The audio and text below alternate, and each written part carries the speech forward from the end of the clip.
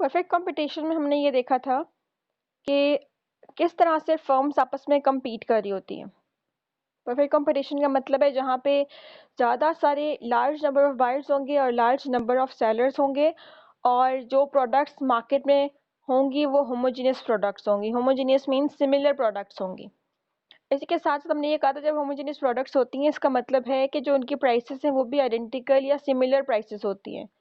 Round about उनकी same prices होती हैं। उसके अलावा हमने इसमें ये भी कहा था कि होमोजेनियस प्रोडक्ट्स का मतलब है एक जैसे प्रोडक्ट्स। यहाँ पे हमने एग्जांपल ली थी फ्रूट्स मार्केट, वेजिटेबल मार्केट। अगर आपको एक चीज़ 1 kg की स्पेसिफिक अमाउंट में 150 रुपीज़ की मिल रही होती है तो किसी भी जगह पे आप किसी भी उसी तरह की मार्केट में चले जाओ तो आपको उसी प्राइस रेंज में वो प्रोडक्ट आपको मिलेगी। उसके बाद हमने यहाँ पे ये भी कहा था कि जो बायर्स होते हैं, जो कंज्यूमर्स होते हैं, उनको परफेक्ट नॉलेज होता है अबाउट मार्केट कि मार्केट में इस टाइम पे क्या प्राइसेस प्रिवेल कर रही हैं। और जो प्रोड्यूसर्स होते हैं, जो सप्लायर्स होते हैं, उनको परफेक्ट नॉलेज होता है अबाउट अदर प्रोडक्ट्स की प्राइसेस का। इस तरह के कुछ फीचर्स हमने पढ़े थे और साथ हमने ये देखा था कि अगर परफेक्ट कंपटीशन की हम बात करते हैं तो यहाँ पे free entry and exit of firms होती हैं। Free entry and exit of firms का मतलब ये है कि कोई भी प्रोड्यूसर किसी भी टाइम पे मार्केट में एंटर होकर अपनी प्रोडक्ट सेल आउट कर सकता है और किसी भी टाइम पे मार्केट को लीव कर सकता है। इसी तरह से इसके साथ साथ हमने देखा था इम्परफेक्ट कंपटीशन। इम्परफेक्ट कंपटीशन में ये था कि यहाँ पे जो कंपटीशन है वो इतना ज़्यादा नहीं है जितना परफेक्ट कंपटीशन में होता है। हम कहते हैं कि फ्यू सेलर्स होते हैं, बहुत ज़्यादा सेलर्स यहाँ पे नहीं होते इम्परफेक्ट कंपटीशन में, लेकिन बायर्स बहुत ज़्यादा होते हैं। साथ हमने यहाँ पे कहा था कि जो ये प्रोडक्ट्स प्रोड्यूस कर रहे होते हैं वो हेट्रोजेनियस प्रोडक्ट्स होते हैं या फिर प्रोडक्ट डिफरेंशिएटेड होते हैं, उनमें फीचर्स डिफरेंट होते हैं।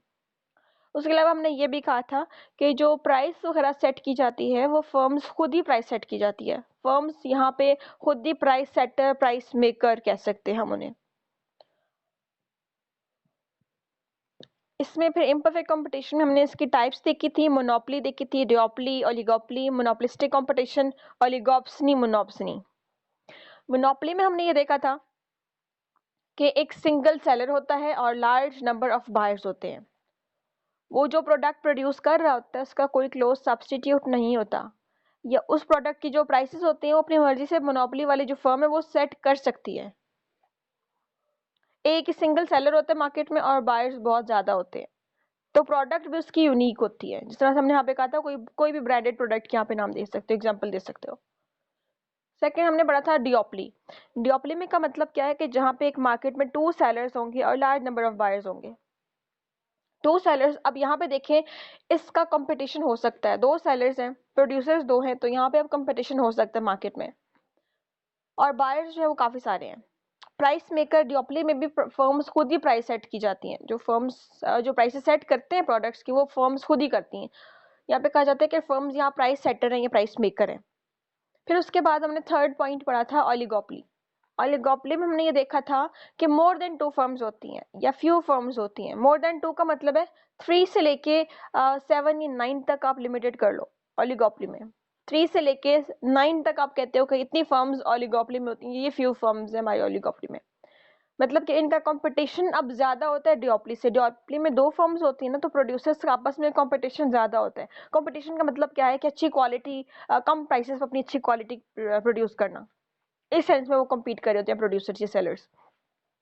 तो ओलिगोपोली में हम कहते हैं कि मोर देन 2 सेलर्स, 3 से लेके 7 या 9 तक सेलर्स होते हैं। यहाँ पे फ्यू सेलर्स होते हैं लेकिन बायर्स इनके बहुत सारे होते हैं। यहाँ पे अब जो इनका मार्केट्स का जो कंपटीशन है वो ज्यादा है एज कम्पेयर टू डिओपली या मोनोपोली। उसके अलावा हमने फोर्थ जो टाइप पढ़ी थी मोनोपोलिस्टिक कंपटीशन। मोनोपोलिस्टिक कंपटीशन में हमने ये देखा था कि प्रोडक्ट्स, हर प्रोडक्ट की अपनी अपनी मोनोपोली होती है और जहाँ पे उनका आपस में इस तरह से कंपटीशन आ जाए, उनके फीचर बेस्ड कंपटीशन आ जाए, तो उसको हम कहते हैं मोनोपोलिस्टिक कंपटीशन। प्रोडक्ट्स एक तरह की प्रोड्यूस कर रहे होते हैं लेकिन प्रोडक्ट डिफरेंशिएटेड होते हैं। डिफरेंशिएटेड की यहाँ पे हमने एक एग्जांपल ली थी कि एक जैसे प्रोडक्ट्स हैं लेकिन उनकी फीचर्स या उनके कैरेक्टरिस्टिक्स डिफरेंट होते हैं। तो इस तरह से हम कहते हैं मोनोपोलिस्टिक कंपटीशन है। काफ़ी सारी फर्म्स हैं और हर फर्म्स की अपनी अपनी मोनोपोली है और मोनोपोली उनकी है, लेकिन वो प्रोडक्ट्स आपस में compete किस तरह से कर रहे होते हैं उनके डिफरेंट एडवर्टाइजमेंट या उनके डिफरेंट फीचर्स या कैरेक्टरिस्टिक्स की बेस पे। यहाँ पे हमने एग्जांपल ली थी, अगर हम सोप की एग्जांपल लेते हैं, लक्स सोप ले लिया हमने, लाइफ बॉय ले लिया, डेटॉल ले लिया, ये 3 प्रोडक्ट्स हैं, इनकी अपनी अपनी मोनोपोली है। लक्स एक अपना अलग ब्रांड है, उसकी अपनी मोनोपोली है। साथ हम देखते हैं डेटॉल का वो एक अलग उसकी मोनोपोली है, उस तरह का प्रोडक्ट कोई और प्रोड्यूस नहीं कर रहा। तो ये आपस में जो मार्केट्स है डिफरेंट, लक्स की हो गई या आप कह सकते हो कि डेटॉल की हो गई या फिर लाइफ बॉय सोप की हो गई, तो आपस में ये कम्पीट किस बेस पे कर रहे होते हैं, अपने फीचर्स की बेस पे कर रहे होते हैं। यहाँ पे हमने बात की थी कि अगर लक्स है, लक्स को ब्यूटी सोप की उस पर पर्सपेक्टिव से देखा जाता है, तो इस तरह से डेटॉल जो है उसको हम कहते हैं एंटीसेप्टिक सोप के उससे देखा जाता है, वो उसका एक फीचर है। और थर्ड जो हम लाइफ बॉय की बात करें, वो हम एक्ने प्रॉब्लम्स वगैरह के लिए देख लेते हैं उसको इस तरह से। तो ये हम कहते हैं मोनोपोलिस्टिक कंपटीशन में बहुत सारे प्रोडक्ट्स होते हैं, हर प्रोडक्ट की अपनी मोनोपोली होती है और वो आपस में कम्पीट कर रहे होते हैं प्रोडक्ट डिफरेंशिएशन से या डिफरेंट उनके फीचर्स की वजह से। मोनोपोलिस्टिक कंपटीशन के बाद हमने देखा था और मोनोप्सनी। मोनोप्सनी में क्या था कि जहाँ पे सिंगल बायर होगा और लार्ज नंबर ऑफ सेलर्स होंगे, ये अपोजिट है मोनोपोली के। मोनोपोली में हमने कहा था सिंगल सेलर है और लार्ज नंबर ऑफ बायर्स हैं। मोनोप्सनी का मतलब ये है कि सिंगल बायर है और लार्ज नंबर ऑफ सेलर्स है, उसके ऑपोजिट। अब बेचने वाले बहुत सारे, खरीदने वाला एक ही है। अब यहाँ पे क्या होगा कि जो बायर है अपनी मर्जी से प्राइसेस सेट करवा सकता है, सेलर्स से अपनी मर्जी से प्राइसेस सेट करवा सकता है। और इसी तरह से हमने देखा था कि जो हमारा नेक्स्ट है ओलिगोप्सनी। ओलिगोप्सनी अपोजिट है ओलिगोपोली के। ओलिगोपोली में हमने कहा था मोर देन 2 फर्म्स होती हैं और लार्ज नंबर ऑफ बायर्स होते हैं, मीन सेलर्स फ्यू होते हैं और लार्ज नंबर ऑफ बायर्स होते हैं। अब ओलिगोप्सनी में क्या होता है, इसके ऑपोजिट। अब हम कहते हैं कि जो बायर्स हैं वो फ्यू हैं लेकिन सेलर्स ज्यादा हैं, खरीदने वाले कम हैं लेकिन सेलर्स ज्यादा हैं। उसके बाद हम यहाँ पे इनकी डिफरेंट कैरेक्टरिस्टिक्स हमने पढ़े थे, इम्परफेक्ट के कैरेक्टरिस्टिक्स क्या होते हैं, फीचर्स क्या होते हैं, और परफेक्ट मार्केट जो परफेक्ट कंपटीशन है उसमें उसके कैरेक्टरिस्टिक्स क्या होते हैं, उसके फीचर्स क्या होते हैं। एक हमने इम्परफेक्ट कंपटीशन में ये भी फीचर देखा था कि यहाँ पे एंट्री एंड एग्जिट फ्री नहीं है। यह हम कह सकते हैं कि कोई भी फर्म किसी भी टाइम पे इस मार्केट में एंटर नहीं हो सकती, एकदम से अपनी मोनोपोली क्रिएट नहीं कर सकती। कुछ बैरियर्स होते हैं, कुछ रिस्ट्रिक्शंस होती हैं, कुछ हर्डल्स होते हैं। उसके बाद एक और हमने नेक्स्ट टॉपिक हम इसको फॉरवर्ड करते हैं आगे, meaning of firm and industry. Difference क्या है फर्म और इंडस्ट्री का। It is essential to know the meaning of firm and industry before analyzing the two. Firm is an organization which produces and supplies goods that are demanded by people with the goals of maximizing its profit. Firms क्या होती हैं, किस लिए establish होती हैं? Firms का मकसद ये होता है कि हम establish करेंगे अपना profit को maximize करने के लिए या अपना profit generate करने के लिए, या हम ये कह सकते हैं कि कम से कम cost apply करने के लिए। Firm is an organization that buys and hires resources and sells goods and services. Firm क्या होता है, R.L. मिलर ने डिफाइन किया था कि फर्म एक ऐसी ऑर्गेनाइजेशन है जो रिसोर्सेज को खरीदती है और सेल करती है, या हम ये कह सकते हैं कि जो रॉ मटेरियल को परचेज करती है, उनसे कोई फाइनल गुड बनाती है और फिर उसको सेल करती है मार्केट में। लिप्से ने डिफाइन किया था इसको, firm is the unit that employs factor of production to produce commodities that it sells to other firms, to household और टू गवर्नमेंट।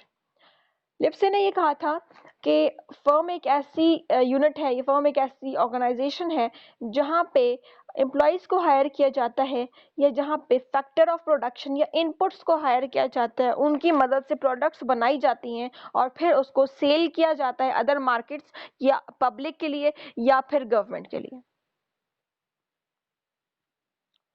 इसके बाद आ जाता है इंडस्ट्री क्या है। Industry is the group of firms producing homogeneous products in a market according to Lipsey. अब देखो लिप्से ने फर्म को भी डिफाइन किया, लिप्से ने इंडस्ट्री को भी डिफाइन किया।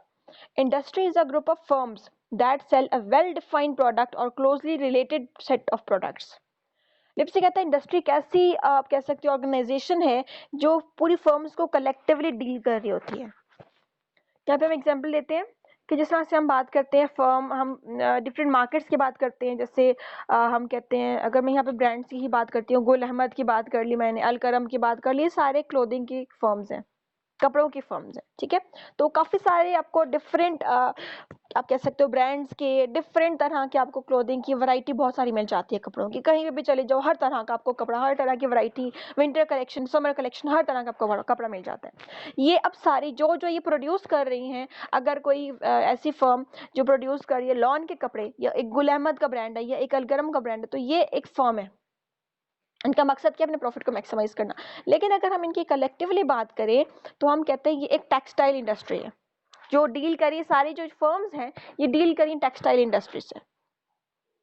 तो ये होती है इंडस्ट्री। इंडस्ट्री के अंदर हमारे पास काफी सारी फर्म्स, हम कहते हैं कि इंडस्ट्री के अंदर हमारे पास फर्म्स वर्क कर रही होती हैं। फर्म्स का ऑब्जेक्टिव होता है अपना प्रॉफिट मैक्सिमाइज करना। कोई भी एक कपड़े के शॉप है, अगर हम लॉन का कोई भी एक कपड़े की शॉप कहते हैं तो वो एक फर्म है। उनका ऑब्जेक्टिव क्या है कि वो अपने प्रॉफिट को मैक्सिमाइज करना चाह रही है, लेकिन काम किसके अंडर कर रही है, एक इंडस्ट्री के अंडर। अच्छा, उसके बाद आ जाता है condition for equilibrium of firms. देखिए हमने पढ़ा था मार्केट इक्विलिब्रियम, हमने देखा था कि मार्केट कब इक्विलिब्रियम में होती है। जब हमने मार्केट लॉ ऑफ डिमांड और लॉ ऑफ सप्लाई पढ़े थे, हमने वहां पे मार्केट इक्विलिब्रियम को भी डिस्कस किया था, कितनी क्वांटिटी पे कितनी प्राइसेस को प्रोड्यूस करें। यहाँ पे हम फर्म्स की बात कर रहे हैं। फर्म्स की बात मतलब कि हम एक स्पेसिफिक एक क्लोथिंग की हम कहते हैं मार्केट की बात करते हैं। हम देखेंगे कि उसकी कंडीशन क्या है, वो कब इक्विलिब्रियम पे, फर्म कब इक्विलिब्रियम पे होती है। मार्केट तो हमने देख ली, अब एक फर्म कब इक्विलिब्रियम पे होती है, या हम ये कह सकते हैं कि फर्म अपना प्रॉफिट कैसे जनरेट कर सकती है। क्लास ये थोड़ी सी ग्राफिकल है, इसको काइंडली समझिएगा, ये बहुत इंपॉर्टेंट है। A firm is in equilibrium when it has no tendency to change its level of output. It needs neither expansion nor contraction. It wants to earn maximum profit in by equating its marginal cost with its marginal revenue. हमने discuss किया था कि normal profit कब earn करती है firm. Normal profit में हमने कहा था कि जब जितनी कॉस्ट अप्लाई कर रही है कोई फर्म, उतना ही रेवेन्यू जनरेट हो रहा है। मीन्स जितने कॉस्ट अप्लाई हुई किसी प्रोडक्ट को बनाने में, जितने एक्सपेंडिचर्स अप्लाई हुए, उतने ही उनको रेवेन्यू मिल रहा है। ना कॉस्ट से ज्यादा आपको रेवेन्यू मिल रहा है, ना कॉस्ट से कम रेवेन्यू मिल रहा है। मतलब हम कह सकते हैं cost equals to revenue. Revenue हमने डिस्कस किया हुआ है कि रेवेन्यू क्या होते हैं, जो इनकम अर्न करते हैं, प्रोडक्ट को सेल करके इनकम अर्न होती है, वो होता है रेवेन्यू। और कॉस्ट क्या होती है, टोटल कॉस्ट क्या होती है, कि आपकी कितनी कॉस्ट अप्लाई हुई है किसी प्रोडक्ट को बनाने में, या कितने एक्सपेंडिचर इनकर हुए हैं किसी प्रोडक्ट को बनाने में, ये होती है कॉस्ट।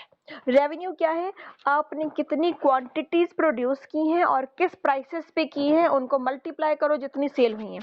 यहाँ पे एग्जांपल फिर से मैं आपको अक्सर ये वाली एग्जांपल देती हूँ कि अगर हम यहाँ पे एज्यूम करते हैं एक पेन है, ठीक है, एक फर्म ने 10 पेन प्रोड्यूस किए हैं, मीन्स 10 क्वांटिटी प्रोड्यूस की है पेन की, और एक पेन की जो प्राइस है, एक पेन की जो प्राइस है वो ₹5 है, और मार्केट में ये चीजें पड़ी हुई हैं और सेल हो गई हैं। 10 पेन सारे सेल हो गए, 10 पेन जो प्रोड्यूस हुए थे वो सारे के सारे सेल हो गए।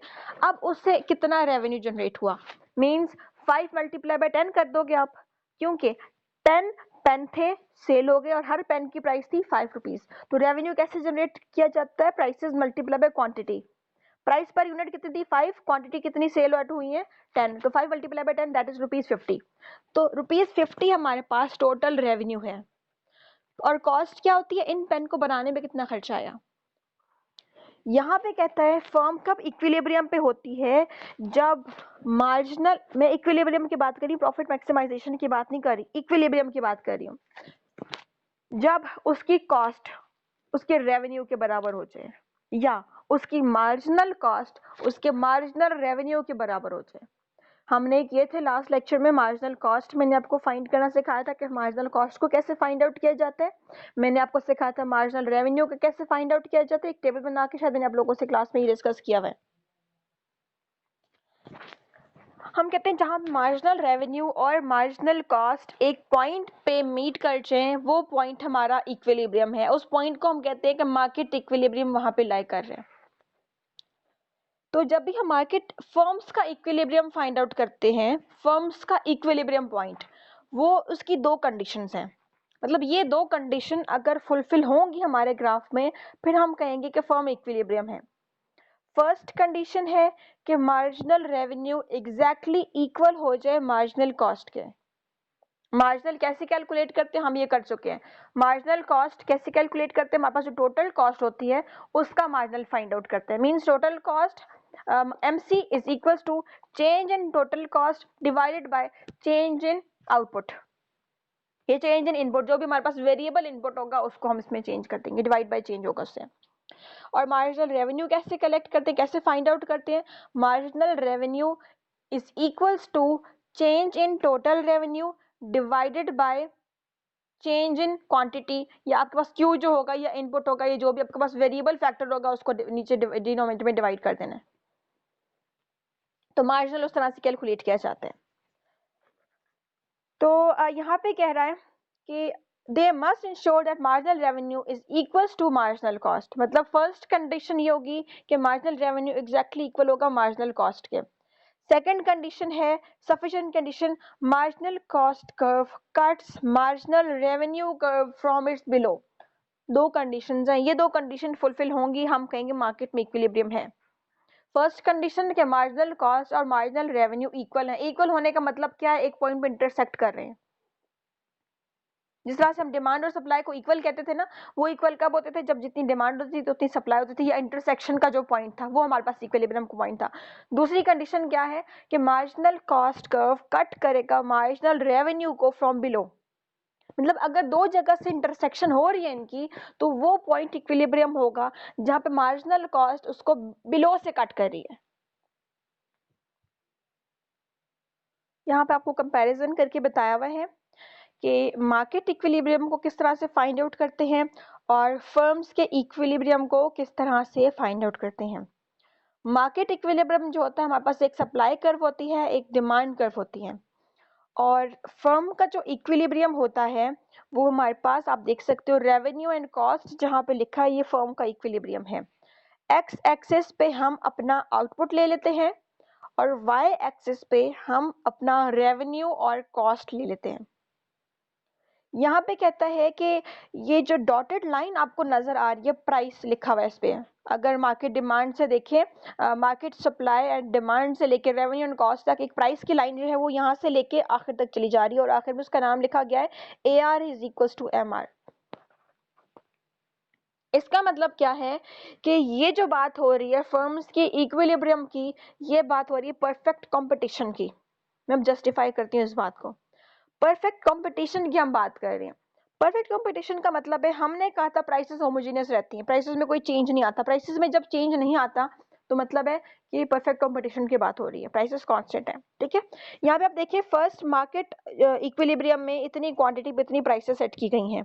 अब फर्म्स की इक्विलिब्रियम पे जाएं, जब परफेक्ट कंपटीशन होता है, जो हमारी प्राइसेस होती हैं उसी प्राइसेस को हम एवरेज रेवेन्यू कह रहे होते हैं, और उसी प्राइसेस को हम मार्जिनल रेवेन्यू भी कहते हैं। means prices is equals to average revenue and average revenue is equals to marginal revenue। तो ये एक हॉरिजॉन्टल लाइन बन रही होती है।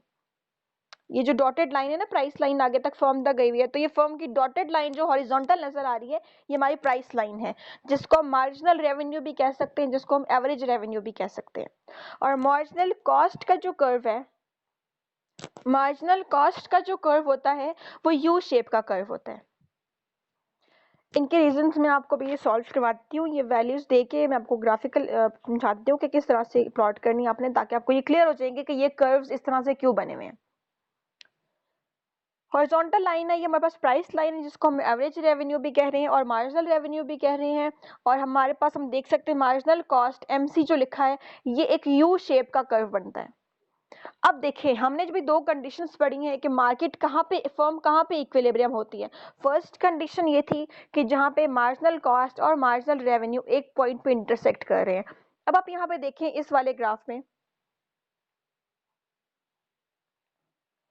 यहाँ पे आप देख सकते हैं एक ए पॉइंट पे इंटरसेक्ट कर रहा है, ये हॉरिजॉन्टल लाइन जो है ये मार्जिनल रेवेन्यू की लाइन है, और मार्जिनल कॉस्ट कर्व जो है यू शेप का कर्व है। एक ए पॉइंट पे दोनों इंटरसेक्ट कर रहे हैं, मार्जिनल कॉस्ट और मार्जिनल रेवेन्यू। ए पॉइंट पे हम कहते हैं यहाँ पे इक्विलिब्रियम हो सकता है। और एक बी पॉइंट पे भी दोनों इंटरसेक्ट कर रहे हैं, मार्जिनल कॉस्ट और मार्जिनल रेवेन्यू एक पॉइंट पे इंटरसेक्ट कर रहे हैं, ये बता रहे हैं कि यहाँ पर भी इक्विलिब्रियम हो सकता है। ये दो कंडीशंस है हमारे पास। हमें कैसे पता चलेगा इनमें इक्विलिब्रियम पॉइंट कौन से? इनमें एक ही पॉइंट है, तो इनमें हम ये देखेंगे, फर्स्ट कंडीशन ये थी कि दोनों इक्वल हों, सेकंड कंडीशन ये थी कि जहां पे मार्जिनल कॉस्ट कर्व कट करेगा मार्जिनल रेवेन्यू को फ्रॉम बिलो। आप में से कोई बता सकते हैं कि इसमें इक्विलिब्रियम पॉइंट सेकंड जो कंडीशन थी उसके अकॉर्डिंग कौन सा बन रहा है? ए पॉइंट पे मार्जिनल कॉस्ट कर्व ऊपर से नीचे आ रहा है, ये इसका मतलब है कि मार्जिनल रेवेन्यू को कट तो कर रहा है लेकिन ऊपर से आके कट कर रहा है। दूसरा आप बी पॉइंट पे देखें, यहाँ पे देखें मार्जिनल रेवेन्यू फिर मार्जिनल कॉस्ट कर्व फिर डिक्रीज हुआ, फिर आहिस्ता आहिस्ता इंक्रीज हो रहा है मार्जिनल कॉस्ट। यहाँ पे ये रिप्रेजेंट कर रहा है मार्जिनल रेवेन्यू को अब यहाँ से नीचे से जाके कट कर रहा है। तो हमारी जो इक्विलिब्रियम कंडीशन है वो पॉइंट बी है। यहाँ पे हम ये कह सकते हैं हमारी दोनों कंडीशंस फुलफिल हो रही हैं, मार्जिनल कॉस्ट और मार्जिनल रेवेन्यू एक पॉइंट पे इंटरसेक्ट हो रहे हैं, और मार्जिनल सेकंड जो सफिशिएंट कंडीशन थी वो ये थी कि मार्जिनल कॉस्ट कर्व कट कर रहा है मार्जिनल रेवेन्यू को फ्रॉम बिलो।